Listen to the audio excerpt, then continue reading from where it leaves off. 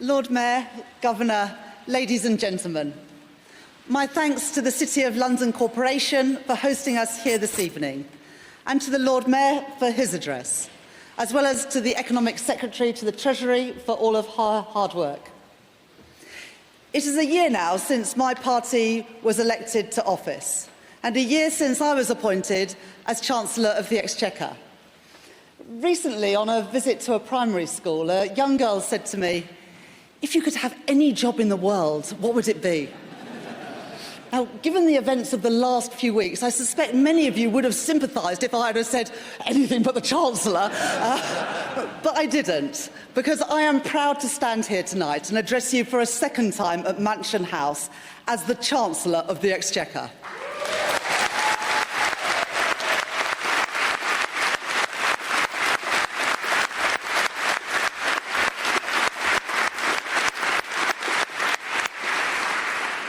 This evening, I want to talk about the progress that we have made over the past year, restoring stability, securing investment, and delivering reform. And I want to talk about the future, the economy that we are building, the opportunities that we are seizing, and the prosperity that we together are creating. In my May's lecture last year, I talked about how a resilient economy must be built on security. And the importance of that security has been brought into sharp focus in recent months. As the world changes before our eyes and global economies are becoming more uncertain, the job of a responsible government is not just to watch that change. We must step up, not step back. We must build a dynamic economy on strong and secure foundations, where success is not limited to a handful of sectors, a few people, or certain parts of the country, but where the rewards of hard work are shared, harnessing the contribution of every part of Britain. This is the foundation of an economy and a country that is more active and more confident, where people and business look to the future and talk about hope, talk about opportunity, assured of their own capability and the ability of our country to boldly face the challenges ahead, and certain in the prize when they succeed, of higher wages and higher living standards, the renewal of Britain in every home and every high street. To put it simply, a Britain that is better off. Now, the financial services sector is absolutely critical to my ambitions for our country. It is one of the largest and most successful sectors in the UK, worth around 10% of total economic output, and supporting 1.2 million jobs in clusters right around the UK. In Cardiff and Belfast and Edinburgh, where we have growing fintechs. In Manchester, where BNY Mellon have their new Angel Square hub. And in London, the financial centre of the world. And financial services is also critical in people's everyday lives. Whether that's a couple looking to buy their own home, a budding entrepreneur wanting to start their first business, or people getting more out of the money that they are putting aside for the future. And that's what these plans that I will set out tonight deliver. Growth must be built on a platform of economic stability. When we came into this office, it was this government, that restored Britain's reputation as a beacon of stability by putting the public finances back on a firm footing, getting debt on a downward path, while investing prudently alongside business. That was, and still is, the right choice. Because there is nothing progressive, nothing Labour, about a government that simply spends more and more each year on debt interest, instead of on the priorities of ordinary working people. And fiscal stability is a choice that reflects economic reality. National debt remains at its highest level since the 1960s, and globally the cost of borrowing has increased in recent years. Now, it's not the inheritance that I would have chosen, but it is the reality. And that is why the Prime Minister and I and this government remain committed to our non-negotiable fiscal rules, The stability that we have restored is already delivering. 4 cuts in interest rates by the Bank of England since the general election, reducing the cost of mortgages and of business lending. Real wages up by more in the first 10 months of this Labour government than they increased by in the first 10 years of the previous Conservative government. And investment is returning to our economy. At the spending review, I set out £120 billion of public investment over the next 5 years. And last month, the Prime Minister confirmed that the UK had attracted £120 billion of private investment in just the last 12 months. In a globally competitive market, firms all over the world are choosing to invest right here in Britain as one of the best places to start up, to scale up, and to list. The FTSE is at an all-time high. Today, for the first time ever, breaking 9,000 points. London is home to the deepest equity capital market in Europe. It is the 3rd biggest venture capital market globally. And the London Stock Exchange is the most international in the world, with the FTSE soon to include shares listed not just in sterling, but also in dollars and in euros. Last year, to ensure that the UK remains competitive, we made significant changes to the listing regime. For example, relaxing dual-class share rules to give founders flexibility to pursue their growth ambitions. The FCA have today published their final prospectus rules, simplifying the listing and capital raising processes for firms of all sizes. And as I committed to last year at Mansion House, we are delivering Pisces, a brand new type of stock exchange for private company share trading, with the first trading events due to take place later this year. And I'm announcing a new listings task force with the Office for Investment to attract the best businesses in the world to IPO here in London. But we must do more to ensure that British savers benefit from the success of growing British businesses. Last year at Mansion House, I set out an overhaul of our pension system. And the Pension Schemes Bill, led by my colleague, the Pensions Minister, will be signed into law in the next few months. The creation of defined contribution and local government pension scheme mega-funds will mean larger and more powerful pots of funding invested productively across the country. Pension funds and this government are united in our determination to deliver higher returns for savers and more investment in the economy. That is why, since last year, funds covering the majority of defined contribution market have committed to the Mansion House Accord, pledging to invest at least 10% of their main funds into private assets, such as infrastructure and growth markets, with at least half of that going into UK projects. And I would like to congratulate the Lord Mayor on his employer pension pledge. I am delighted, Lord Mayor, to see businesses including Tesco, First Group and Octopus making this commitment. And like you, Lord Mayor, I look forward to seeing many other companies joining up. The UK economy is enhanced by its outward-facing approach. And this year, we have built on that with our new trade deals. A trade deal with the United States, where we were the first country to sign a deal so that British businesses are better protected against tariffs, and where we have worked with our G7 colleagues to avert new taxes.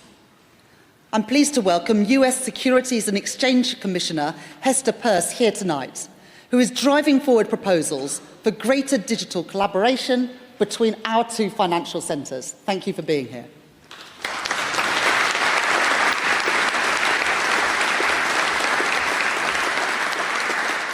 And a trade deal with the European Union, where our strategic partnership will slash red tape and reduce costs for business, as well as providing a platform to further deepen our relationship in future. And I am pleased to welcome the European Union's Financial Services Commissioner, Maria-Louise Albuquerque.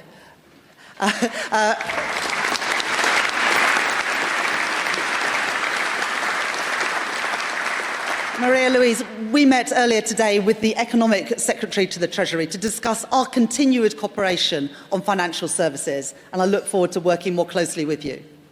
And a trade deal with India too, with whom our recent FTA agreement will give Britain the best trading relationship of any country in the world with India.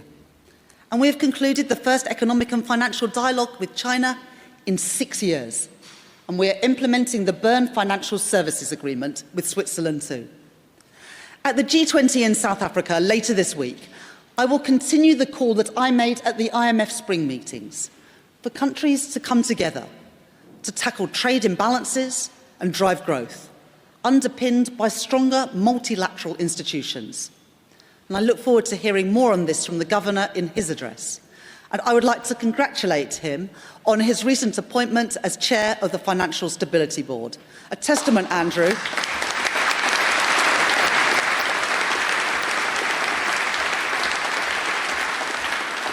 testament to both Andrew's commitment and this government's commitment to international standards. Britain is open for business, open for trade, and open for investment. And that's why we must be willing to change how we do things to stay competitive in the global economy. We have ripped up the planning rules, we've swept away regulations, and we have published our industrial strategy.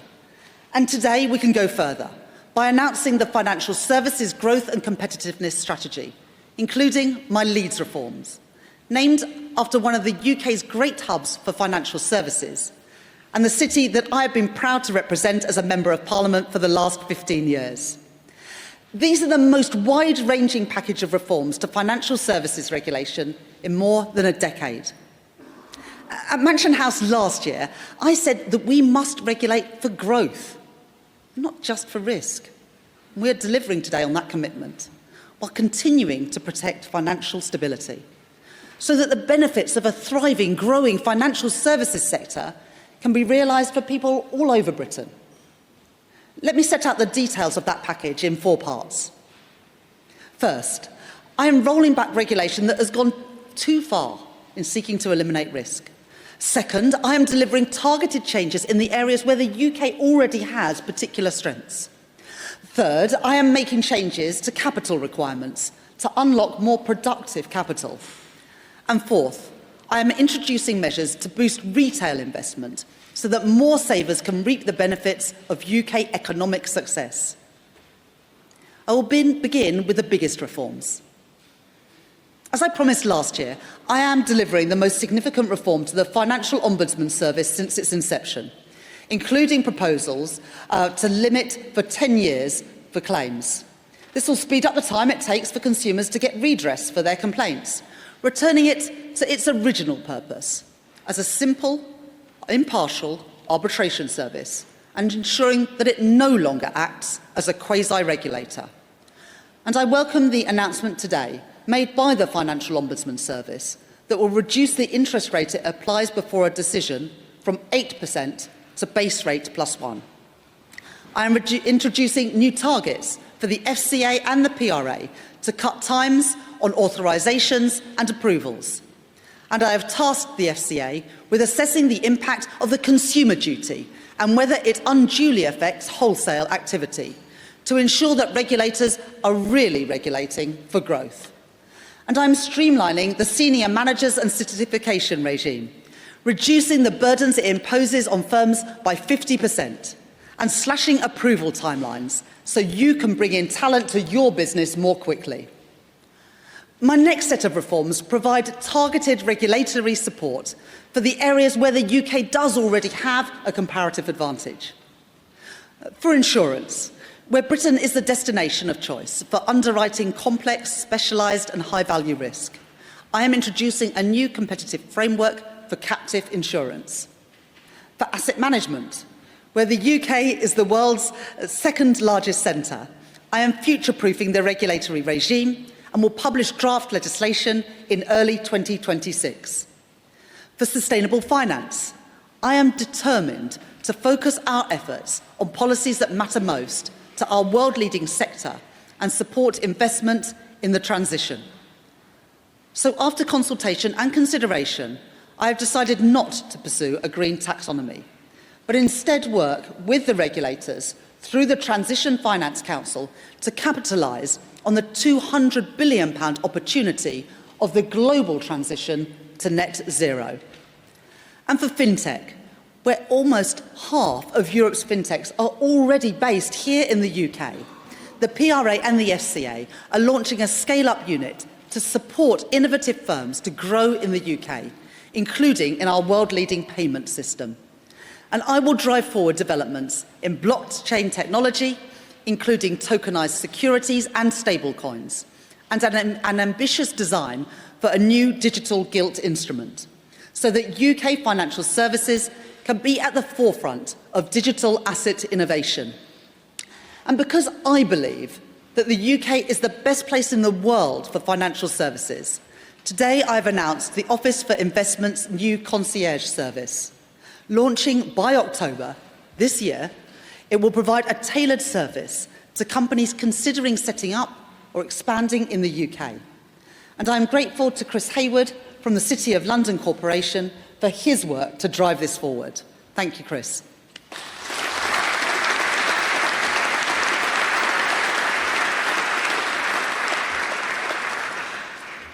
Now let me turn to the changes I'm making to capital requirements to allow UK banks to do more lending and release more capital for investment into our infrastructure and into our businesses. First, I am supporting the Bank of England's decision to raise the asset threshold for MREL requirements to between £25 and £40 billion. This will benefit the challenger banks and bring increased competition and innovation to the market, and support those businesses to expand their footprint here in the UK. Second, I am confirming our approach to Basel 3.1, implementing lower capital requirements for domestically focused banks from January 2027, while preserving flexibility on our approach for international banks to ensure that the UK always remains competitive, whilst aligning with international standards. Third, I have committed to meaningful reform of the UK's ring-fencing regime, recognising that now is the time to go further in tackling inefficiency and boosting growth, while retaining the aspects of the regime that support financial stability and protect consumer deposits. And fourth, following the new growth-focused remit letter I sent in November, I welcome the Financial Policy Committee's announcement that it will review the overall level of bank capital needed for UK financial stability, reporting back to me by the end of this year. The review will inform the work that the Treasury is taking forward with the bank to ensure the prudential framework strikes the optimal balance to deliver resilience, growth and competitiveness. And I welcome the recent changes the Financial Policy Committee has announced to the loan-to-income limit on mortgage lending, which the PRA and FCA are implementing immediately. That means tens of thousands more people could be able to get a mortgage in the next year alone, with Nationwide already offering its helping hand mortgage to more first-time buyers, supporting alone an additional 10,000 each year. And my thanks to Dame Debbie Crosby for her leadership. Thank you, Debbie.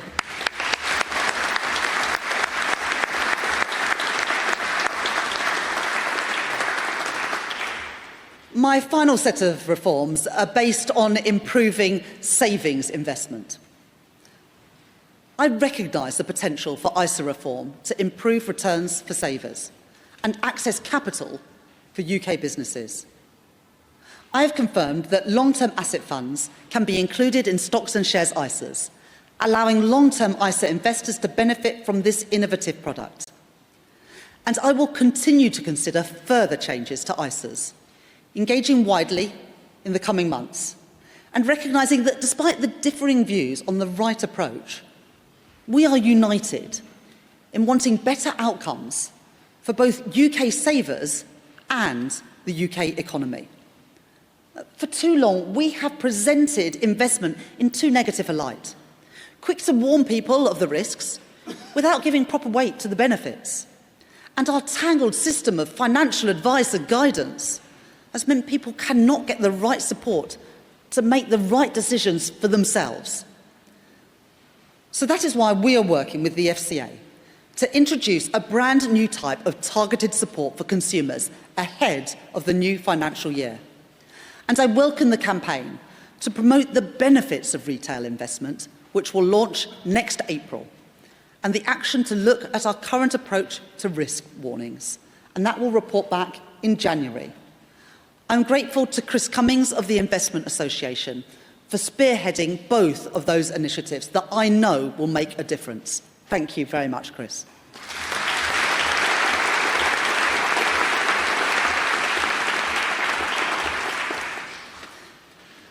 Today, I have placed financial services at the heart of this government's growth mission, recognising that Britain cannot succeed and meet its growth ambitions without a financial sector that is fighting fit and thriving.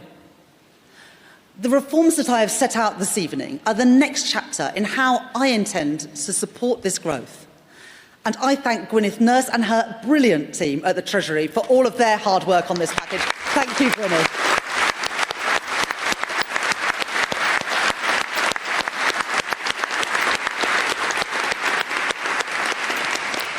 I knew that Gwyneth would get the biggest clap. I am also pleased to have been able to work in lockstep with our regulators. And I want to extend my thanks both to Nikhil Rati and Sam Woods for their innovation and the work that they have done in response to my updated remit letters last year. Thank you, Nikhil, and thank you, Sam.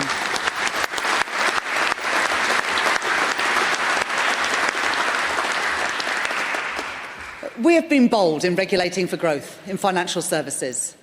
And I have been clear on the benefits that that will drive, with a ripple effect felt right across all sectors of our economy, putting pounds in the pockets of working people, getting better deals on their mortgages, better returns on their savings, and more jobs paying good wages in all parts of our country. As I look ahead, it is clear that there is more that we must do. In too many areas, regulation still acts as a boot on the neck of businesses, choking off the enterprise and innovation that is the lifeblood of economic growth. Regulators in other sectors must take up the call that I make this evening, not to bend to the temptation of excessive caution, but to boldly regulate for growth, in the service of prosperity for our whole country. I'm really proud of how far we have come in the last year as a government and as a country. I know that the changes that we have made will reform and transform our economy and our country. And I know that you will waste no time in seizing the opportunities that lie ahead, to build a stronger economy, to deliver the renewal of Britain, and to make working people in all parts of Britain better off. Thank you very much.